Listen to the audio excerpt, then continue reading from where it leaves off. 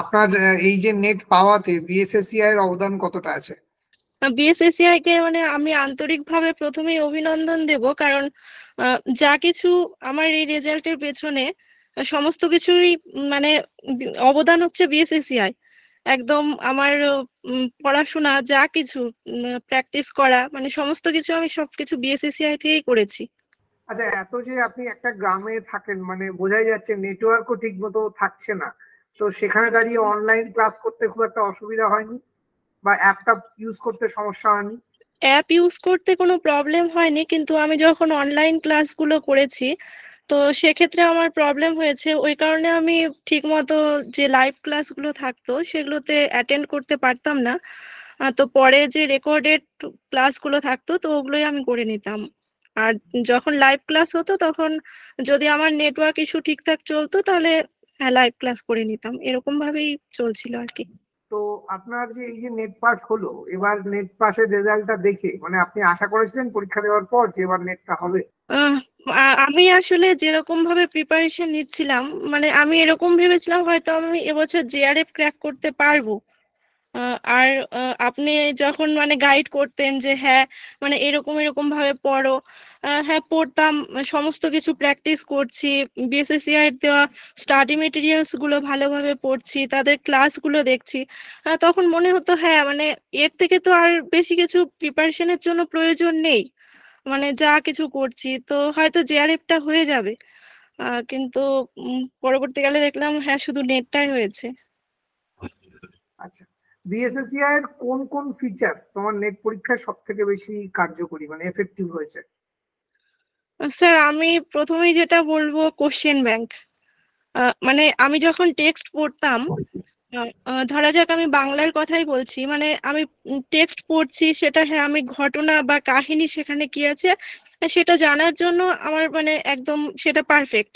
কিন্তু সেই টেক্সট থেকে মানে কি কি ধরনের প্রশ্ন হতে পারে সেই ধাঁচটা আমি কিন্তু বুঝতে পেরেছি কোশ্চেন ব্যাংক প্র্যাকটিস করতে গিয়ে। মানে আমি কোশ্চেন ব্যাংকে এমনও প্রশ্ন পেয়েছি ওই সলভ করতে করতে যেগুলো আমি ওই যখন টেক্সট পড়েছি তখন অতটা ভাবিনি যে হ্যাঁ এখান থেকেও একটা প্রশ্ন মানে হতে পারে, এরকম ভাবে আসতে পারে। তো এই বিষয়টা আমাকে প্র্যাকটিস মানে ওই কোশ্চেন ব্যাংক প্র্যাকটিস করে এটা আমার হয়েছে, ইমপ্রুভটা হয়েছে। আর আমার যেটা সব থেকে বিএসএসসি এর ভালো লেগেছে এরপরে যে ভিডিও লাইব্রেরিটা দেওয়া হয়েছে আমাদের, মানে সমস্ত ইউনিটের এতটা গোছানো। মানে কাব্য কবিতার ক্ষেত্রে কাব্য কবিতাগুলোই থাকছে, তারপর উপন্যাসের ক্ষেত্রে সবগুলো উপন্যাসই মানে আমি আমার ইচ্ছে মতো আমি এখন আমি নির্বাস দেখছি বা আমি এখন প্রথম প্রতিশ্রুতি দিচ্ছি, মানে যখন যেটা আমার ইচ্ছে হচ্ছে সেই অনুযায়ী আমি পড়তে পারছি। আর তারপর আপনাদের যে পিওয়াই কিউ সেকশনটা ছিল সেখানেও মানে সমস্ত কিছু একদমই গোছানো ছিল। তো এগুলো তো খুবই ভালো লেগেছে। আর এর মধ্যে, মানে সাকসেসের পথে আর কি এগিয়ে দিয়েছে।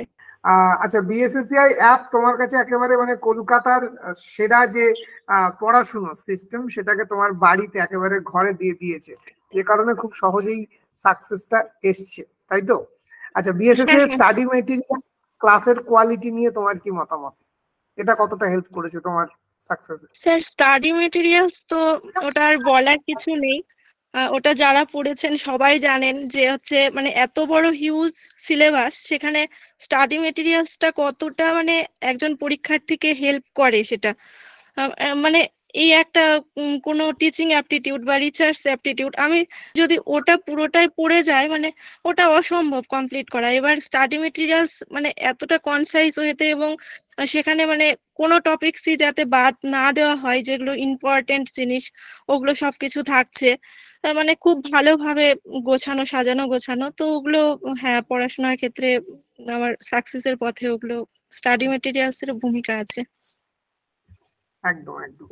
বেশ, তো অনেক অনেক শুভকামনা। এবারে জেআরএফ হলো না, দুঃখ পাওয়ার কিচ্ছু নেই, একটা অন্তত স্টেপ তো উঠলো। এবার তো বুঝে গেলে কিভাবে নেট বা জেআরএফ ক্র্যাক করতে হয়। তো আশা করছি জুন মাসে জেআরএফ হবে। বিএসএসসিআই তোমার সাথে আছে, তোমার পাশে আছে, এবং সব সময় আমরা চেষ্টা করব যাতে আগামী জুনে তোমাকে জেআরএফ সহ আমরা দেখতে পাই।